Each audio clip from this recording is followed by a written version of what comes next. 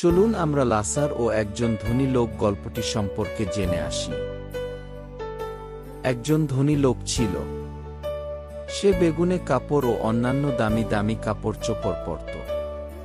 প্রত্যেক দিন খুব জাঁকজমকের সঙ্গে সে আমোদ প্রমোদ করত। সেই ধনী লোকের দরজার কাছে লাসার নামে একজন ভিখারিকে প্রায় এনে রাখা হতো। লাসারের সারা গায়ে ঘা ছিল। সেই ধনী লোকের টেবিল থেকে যে খাবার পড়ত তাই খেয়ে সে পেট ভরাতে চাইত, আর কুকুরেরা তার ঘা চেটে দিত।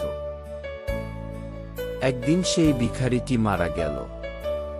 তখন স্বর্গদূতেরা এসে তাকে অব্রাহামের কাছে নিয়ে গেলেন। তারপর একদিন সেই ধনী লোকটিও মারা গেল এবং তাকে কবর দেওয়া হল। মৃতস্থানে খুব যন্ত্রণার মধ্যে থেকে সে উপরের দিকে তাকালো এবং দূর থেকে অব্রাহাম ও তার পাশে লাসারকে দেখতে পেল। তখন সে চিৎকার করে বলল, পিতা অব্রাহাম, আমাকে দয়া করুন। লাসারকে পাঠিয়ে দিন যেন সে তার আঙ্গুলের আগাটা জলে ডুবিয়ে আমার জিভ ঠান্ডা করে। এই আগুনের মধ্যে আমি বড়ই কষ্ট পাচ্ছি। কিন্তু অব্রাহাম বললেন, মনে করে দেখো, তুমি যখন বেঁচে ছিলে তখন কত সুখ ভোগ করেছ আর লাসার কত কষ্ট ভোগ করেছে। কিন্তু এখন সে এখানে সান্ত্বনা পাচ্ছে আর তুমি কষ্ট পাচ্ছ।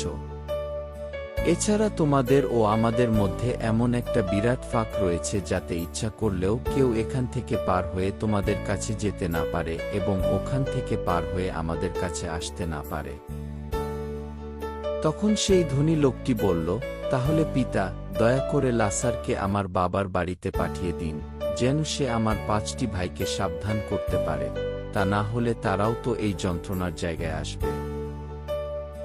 কিন্তু অব্রাহাম বললেন, মোশি ও নবীদের লেখা বই তো তাদের কাছে আছে, ওরা তাদের কথায় মনোযোগ দিক। সেই ধনী লোকটি বলল, না না পিতা অব্রাহাম, মৃতদের মধ্য থেকে কেউ তাদের কাছে গেলে তারা পাপ থেকে মন ফিরাবে। তখন অব্রাহাম বললেন, মোশি ও নবীদের কথা যদি তারা না শোনে তবে মৃতদের মধ্য থেকে কেউ উঠলেও তারা বিশ্বাস করবে না।